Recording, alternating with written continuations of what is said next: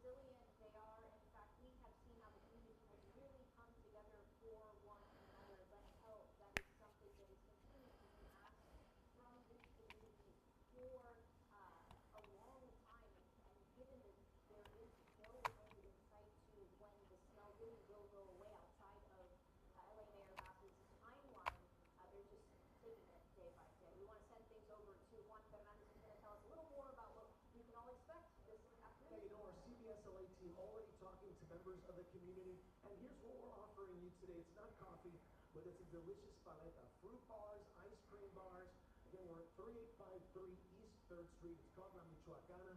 We're going to have guests coming to visit us all afternoon long and talking to you. And they are most interested in finding solutions to the problems in the community. In fact, one person we spoke to is still dealing with soil samples and problems from the Exxon battery plant that we have been covering for years there. So that's also not far from this area here. So lots to talk about.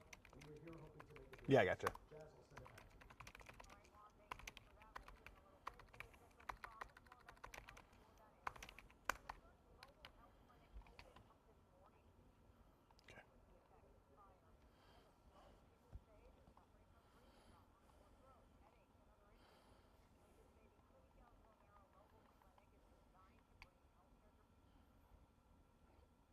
Okay.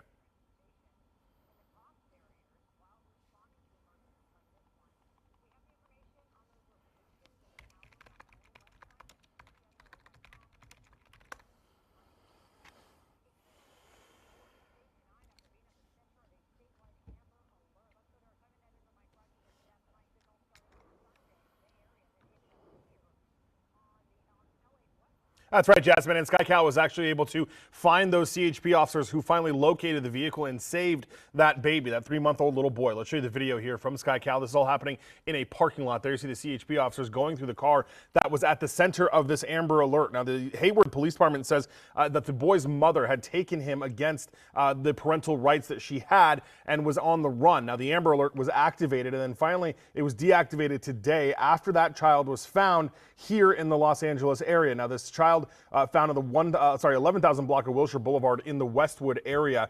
That's where we know those CHP officers were there going through the car and trying to collect whatever evidence they could. Now, we're told by law enforcement that the child will now go back to another family member. The woman, the mother of this child, was arrested, taken into custody. She'll likely be sent back to the Hayward area where she originally came from. So as we come back out here to the desk, again, that baby boy, that 3-month-old tonight, is safe, Jasmine.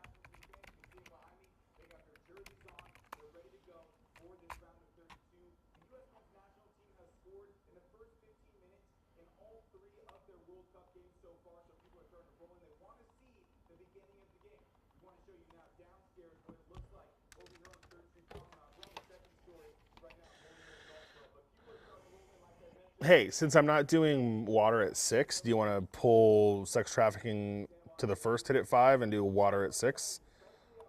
There's, I'm sorry, 5:30. Yeah, because I mean I'm doing it. I can do it at the top of the 5 too. Where am I on the 5? 5:05, but I'm doing it at 4:30.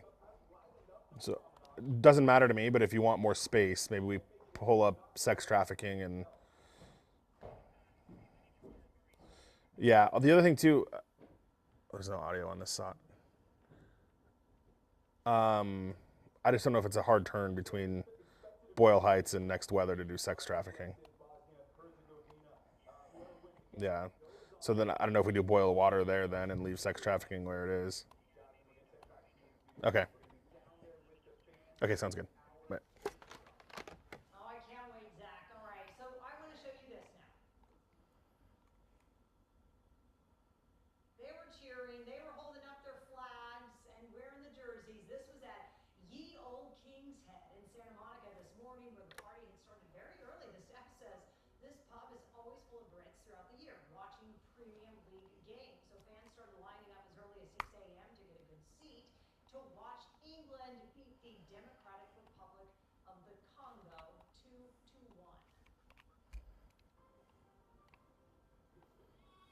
Preventing more heartache Angle at the top, and Tigers do not go over that. First, the third ghost were attacked by coyotes. Hey. Now a couple say they're being preyed on by their HOA.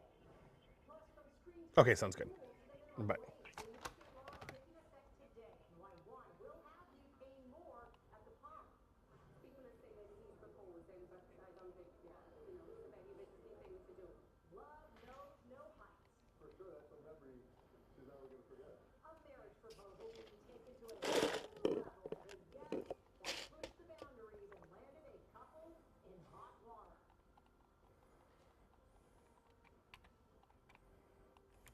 And I'm Juan Fernandez, live in East Los Angeles. CBS LA cares in the community right now. We're talking to members affected by the Boyle Heights warehouse fire. Our team is taking information, trying to do the best to bring resources to them. We're going to have a live update coming up.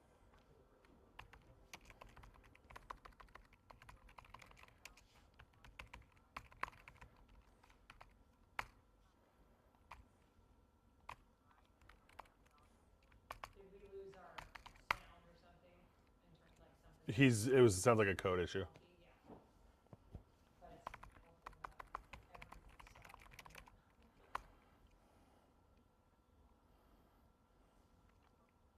stopped.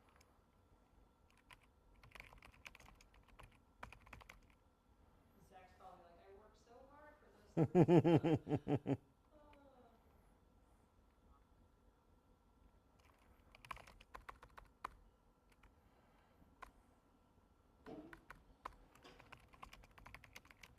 Mukesh Kumar here.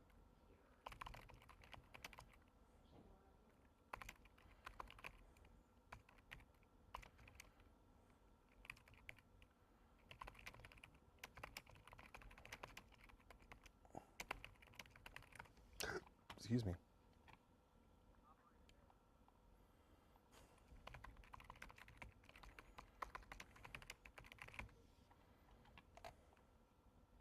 Okay.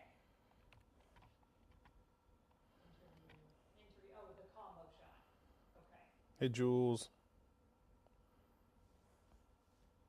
But if construction hasn't started, then I may wait.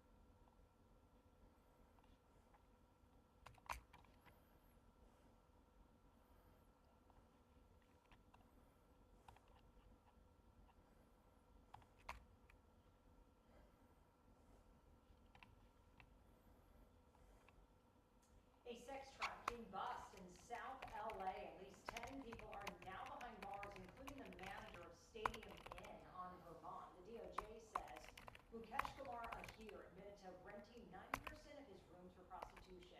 So this was phase 2 of Operation Broken Blade. The suspects are accused of sex trafficking minors as young as 14, assaults, robberies, and more violent crimes. Also this evening, the FBI believes that 3 kidnapping notes related to the disappearance of Today host Savannah Guthrie's mom, Nancy, are fake. That's according to Reuters. An FBI official says the debunked messages included 2 ransom notes sent to media outlets in early February, just days after Guthrie was reported missing. And then there was that 3rd note that was sent out last week. The FBI says in a bid to test the authenticity of the 2 of the notes, they deposited a small amount cryptocurrency demanded in the ransom to try to trace the perpetrators, but it went unclaimed. The 84-year-old Guthrie was last seen on January 31st. And just in, the FBI Phoenix office released a statement on the report saying, quote, that the FBI and its task force partners have received several ransom notes over the course of this investigation. Some have been deemed to be extortion attempts without legitimacy. Other ransom demands may potentially be legitimate.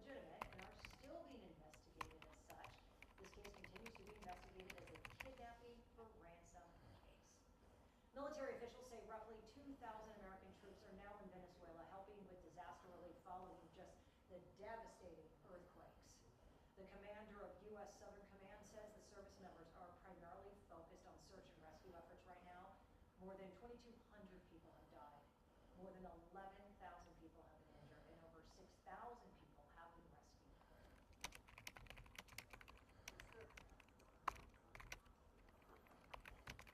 Meantime, the United States' top diplomat touring the rubble of collapsed buildings in La Guerra State.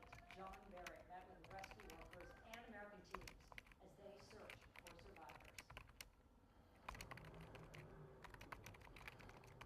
And right here at home, helping the people of Venezuela one box at a time. Today, volunteers at Olarte Transportation in downtown LA, they loaded up trucks full of donations for earthquake victims. They're asking for unexpired baby items to support the charity Helping Children in Venezuela. But any donation, of course, is appreciated.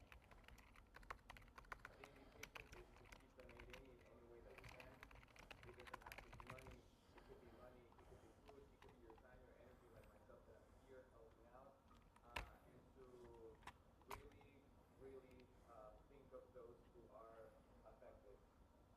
The plan is to ship all the donations to Venezuela this Friday. Well, from health problems to the stench of rotting food, the warehouse fire in Royal Heights, still just a nightmare for neighbors almost 2 weeks later. CBS LA cares, and we want to hear your concerns. Let's go back out to Juan Fernandez live in East LA, speaking to people in that community after Juan dealing with this disaster for 2 weeks now. People are coming in the doors.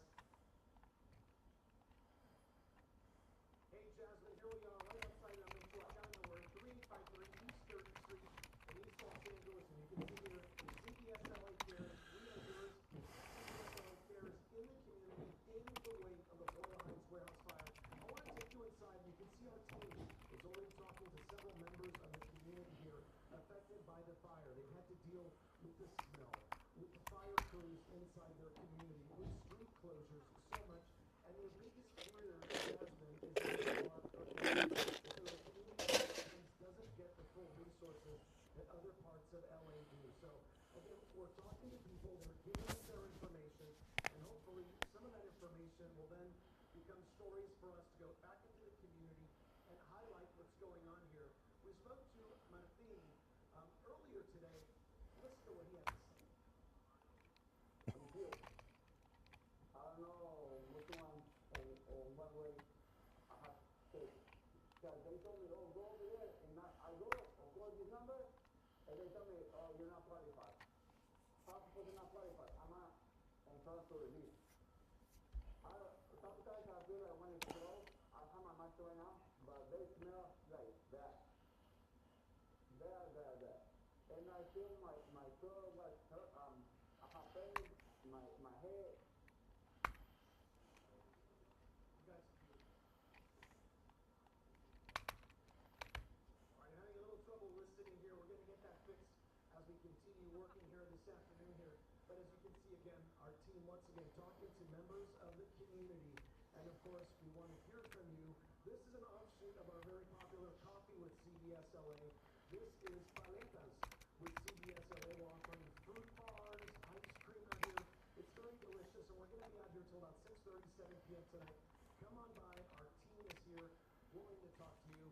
We'll have more throughout the afternoon. I'll say that to you. Yeah, thank you, Juan, and making just those important connections because you are dealing with different jurisdictions and it is confusing to figure out where they can go to get those air purifiers, for example. So we'll check back in with you on the City of Los Angeles celebrating a milestone in its House Our Vets program, which just surpassed housing 1,000 vets since its launch last year. This event represents what is possible when organizations work together as one team.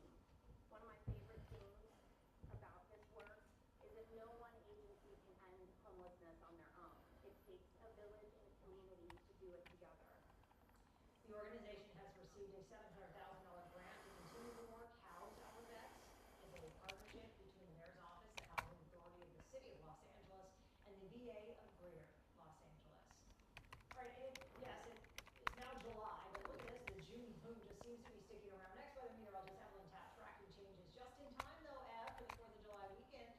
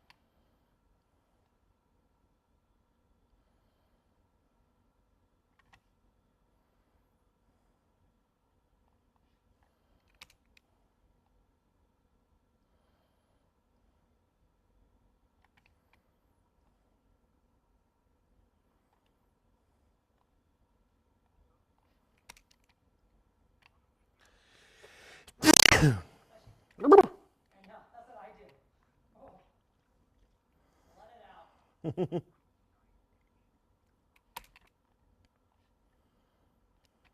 goats used to help prevent wildfires in Laguna Hills, now being put in danger. A couple says their homeowners association is suing them to take down a fence that protects the goats from coyotes.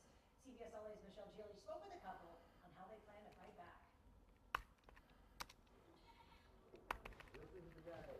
This is what's left of the Blue Maze goat herd that sits on their 1-acre property in the Green Hills Nellie Ranch. Coyotes are just jumping over the fence and killing my goats. And it's a horrible thing to go out there and see your goats ripped apart. It's so friendly. It's so friendly little guys. Steve Blue Maze says he faced an emergency that needed immediate action after the loss of 7 of his beloved pets. He raised his original 6-foot fence with mesh to 8 feet in an attempt to keep the coyotes out of the yard. When that didn't work, he added blinking lights to no avail, but gave it one more We'll see. So I put a 45-degree angle at the top of the fence, which made it about 9 feet high, and that completely kept the coyotes out of the yard. The modification also attracted the attention of his HOA, which has filed a lawsuit. Blue May acknowledges he hadn't received approval to extend the fence. He says there are other laws on the books requiring him to keep his pets safe. My zipper. And he points to an even taller fence on his property just a few feet away. The Blue Maze can't understand why it's legal to have a tennis court fence as high as 15 feet to prevent balls from rolling down the hill. But legally, they can't put an extension on their perimeter fence to protect their goats that they love and cherish like pets. That is comparing the life of a goat to a tennis ball. It doesn't make any sense. The HOA says, quote, after nearly a year of trying to negotiate a resolution, defendants have refused to make any changes to the non-compliant fence and have declined to participate in mediation. The Blue Maze counter that the options given to them would cost thousands of dollars. The HOA wants a judge to order that Blue Maze fence complies with the 6-foot limit. In Laguna Hills, Michelle Gilly, CBS LA. And straight ahead here, seeking solutions and accountability to the warehouse fire disaster in Royal Heights. Juan. And I'm Juan Fernandez live in East Los Angeles. You can see here, we are talking with members of the community. These are folks affected by the Royal Heights warehouse fire. We're having a live update with one of the organizations helping out right after the break. And I'm Summit Editor Mike Rogers here at the desk. Residents in Koreatown being told to boil their water before they use it. What the LADWP says is happening and what's being done for residents. That's next. Plus, a prehistoric treasure transformation, the famous La Brea tar pits, going through a different kind of freeze. The new chapter ahead.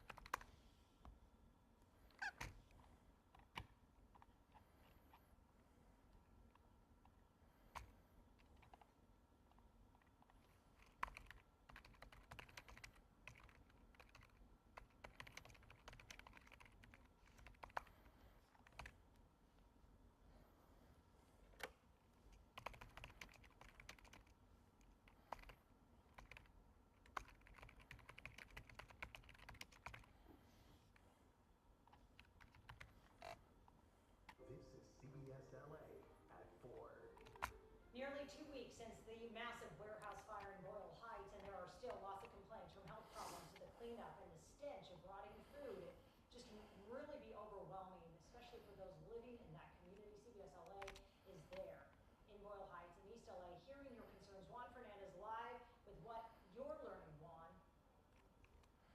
You know, Jasmine, we're learning a lot. We're hearing a lot. You can see this place is now packed with people who have come to join us for CBS LA Cares. We're in the community in the wake of the Royal Heights warehouse fire. You know, there are many organizations out here as well helping the community. With me right now is Raquel Roman, Executive Director of Proyecto Pastoral. Raquel, tell us a little bit about what your organization is doing and Hi, Vinny. what need is out there. What? Oh, Vinny. I do this thing with Vinny where he tries to get a mic check and then I refuse to speak. So he was like, "Can you?"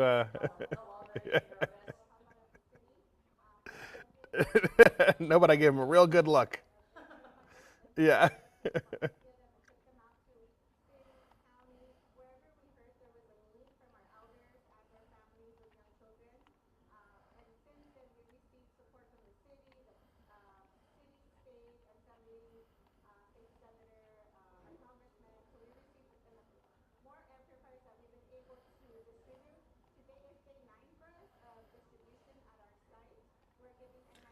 You see this brusher in Valverde? Need is still great, right?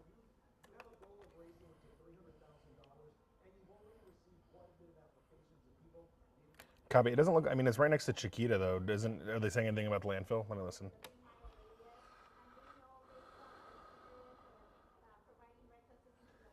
Yeah, because the address is right at Chiquita Canyon Road.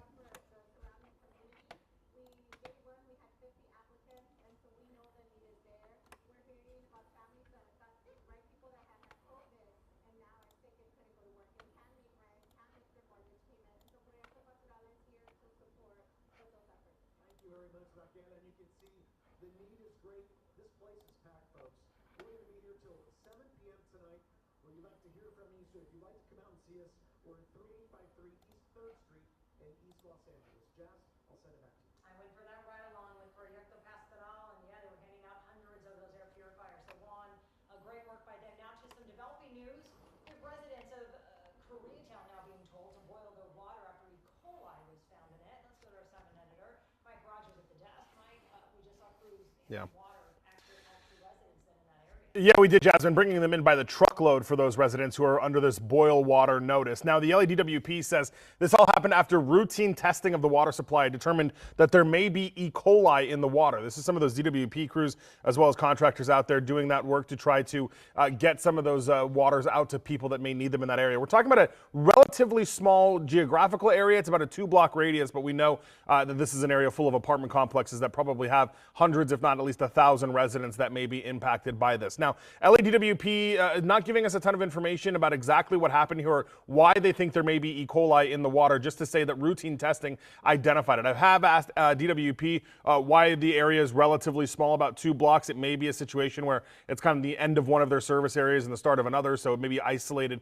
to that specific area. Nonetheless, though, they say they're going to do additional testing to determine what the E. coli levels are and if they are still in the water. At this point, it's unclear what the remediation effort may be if it is determined, in fact, that they need to do something about the potential E. coli in that water. But Jasmine, we have asked for a lot more information about exactly what's going on there. Meanwhile, the DWP has notified the people in that 2-block radius that they should boil their water, not drink it without boiling it, and they're offering, as you saw there, some bottled water to people in the neighborhood. Yeah, and hopefully no one's gotten sick. Yeah. Some serious illness from that. All right, thank you, Mike. Businesses are returning to Pacific Palisades after last year's deadly wildfire. Sorry, OG, what'd you say? Locals are proving that the town's community spirit. I didn't hear you. I was on TV. What'd you say? Cali Trading Post had its grand opening today, highlighted by hundreds of current and former Palisades residents. Okay, copy, thanks. Support. The shop it sells trinkets, gifts, clothes, other sentimental items. It was founded by Palisades local Michelle Murphy. Despite having no prior experience running a business, Murphy credits her family, her friends, and the Palisades community for helping bring it all together. This feels like Christmas morning, and it's indescribable. Like I was saying the other day, when you're pregnant and you're gonna have a baby, like you know you're gonna love your baby. It's like you haven't met your baby yet. Like I feel like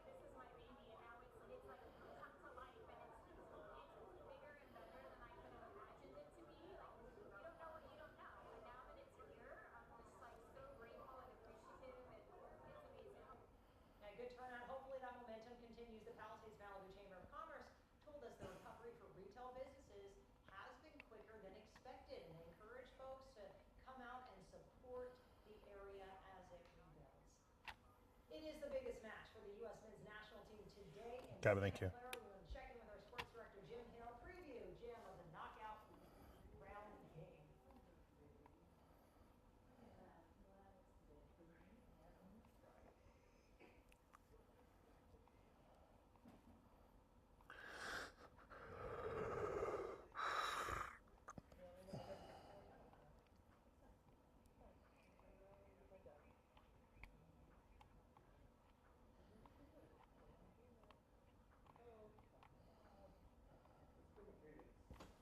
Yeah, I see him.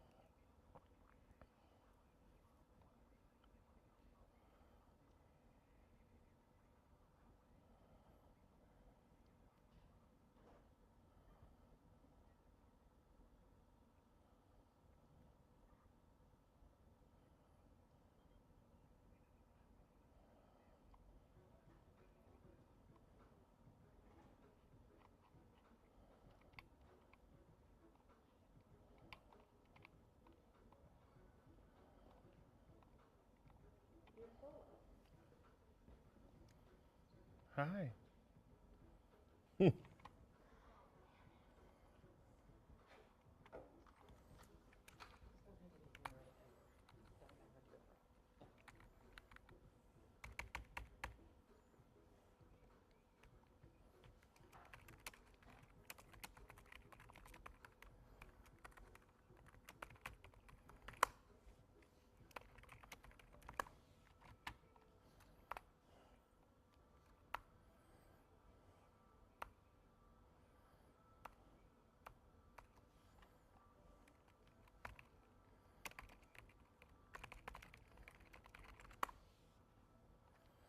The great thing about table tennis sports is everyone's played it at some point. I mean, it's a pretty easy sport to play. You don't need much.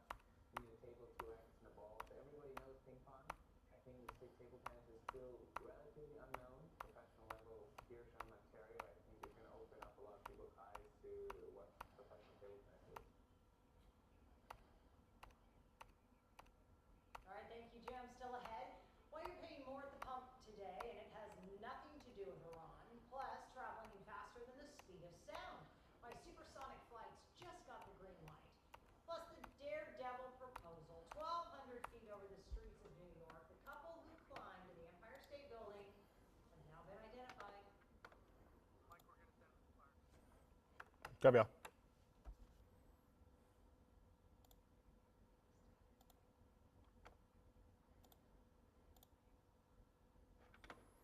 Marco.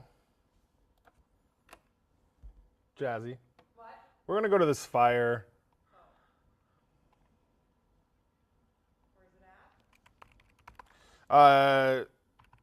Sorry, hang on. Right next to, it's Valverde technically. It's just to the west of Chiquita Canyon landfill.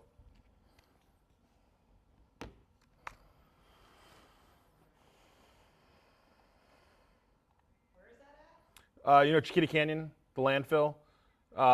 Santa Clarita, just west of that. North. Okay. I don't know that actually he'll get there Yeah, in this show. in this show. I guess Van Nuys. Right? Is he kind of... Calling it what? Weird. It's 5 acres. Sounds like Ventura County's going out there for mutual aid.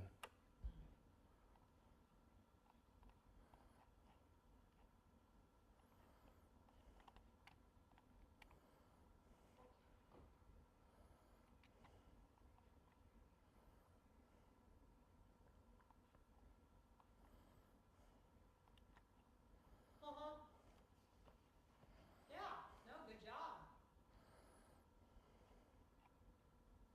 Yeah, good stories. Good stuff from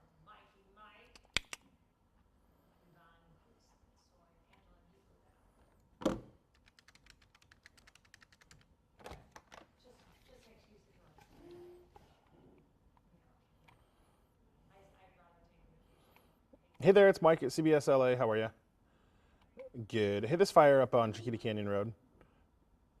Do you know if is there any involvement to the landfill as far as you guys know, or is it off that property?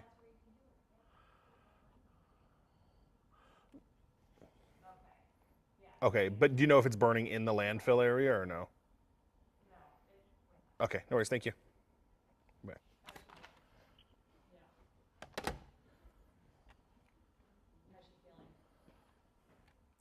Arturo.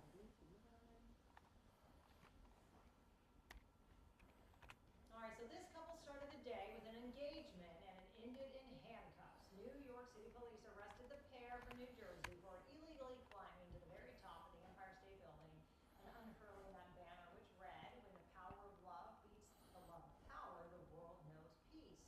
CBS New York reports the street below was actually shut down while officers took the man and woman into custody.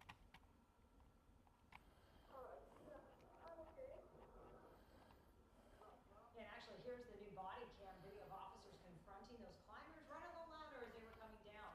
Witnesses say the couple knew what they were doing. They knew that it was against the law. They were put the gate, they went up to the top. So Thank you, Arturo. and they were now just the top.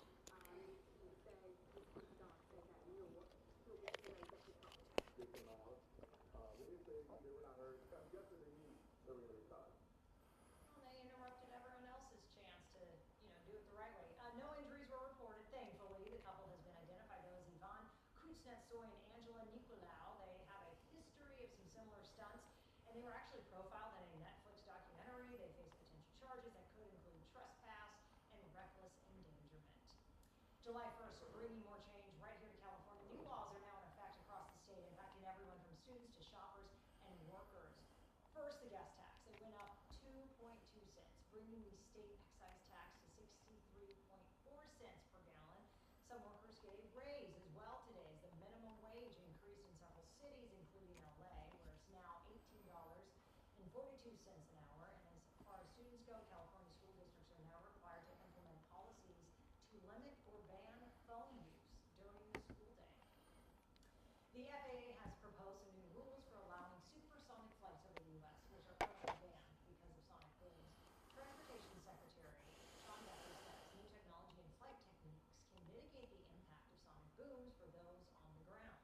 The proposal would switch the ban to a noise-based regulation and clear the path for more supersonic flight testing. The FAA hopes to finalize the new rules by next June. I'm Juan Fernandez in East Los Angeles. CBS LA Cares is here. We're hearing from the community and the many organizations helping them in the wake of the Boyle Heights warehouse fire. I'll have a live report right after the break. Plus 15 deaths. Hey guys, yeah, we are going up to there right now. 1,000 injured. We just launched Next, Desmond. the fireworks warning before you become part of those statistics.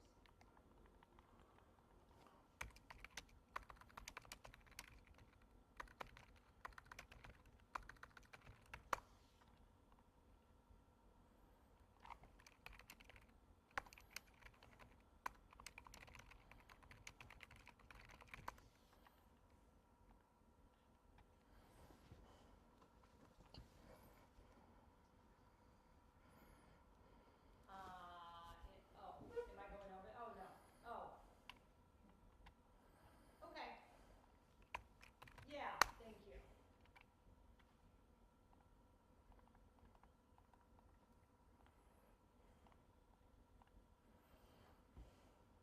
Good. Yes. Every day. Yeah, and they both like their different, they all want my attention at all times, but yes. Cam used to do soccer all the time now, though. Yeah, so I need to, yeah, I mean, we'll take, but he's nonstop, right? It's like, your turn, and so I'll go in the backyard and mark.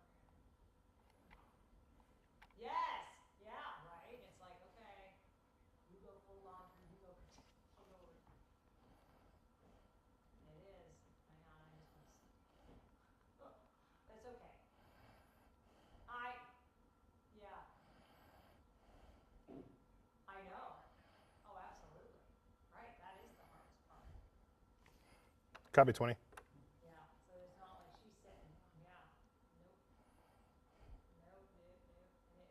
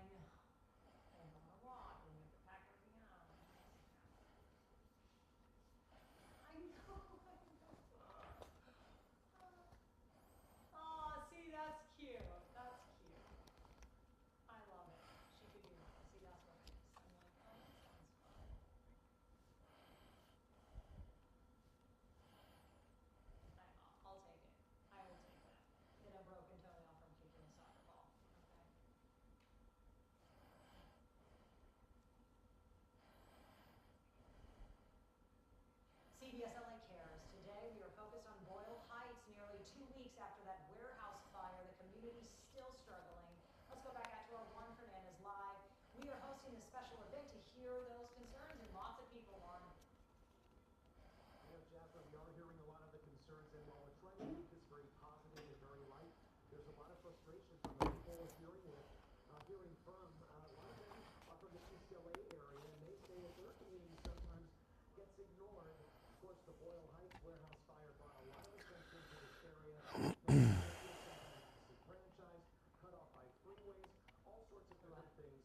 But again, people are coming here, they're getting their voices heard by the CBS family, CARES team. They're all coming from a lot of the organizations that are out here helping this community. I'm in my reporter mode. Who do I need to interview? We're going to hear now from Benjamin Martinez. Yeah, I know. I'm like, I'm ready. Organization, and hear what she has to say about what they're doing in here.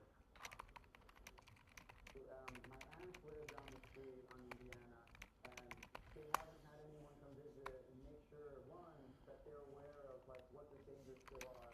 Like the smell that's coming through is one thing, it's an indicator for a lot of folks, like the air is just not great, but there's also just a ton of stuff that's still lying on different spaces. All right, YouTube, I gotta leave a little bit earlier. I gotta take a call with LEDWP. I have to step out to do that, so I'll talk to you tomorrow.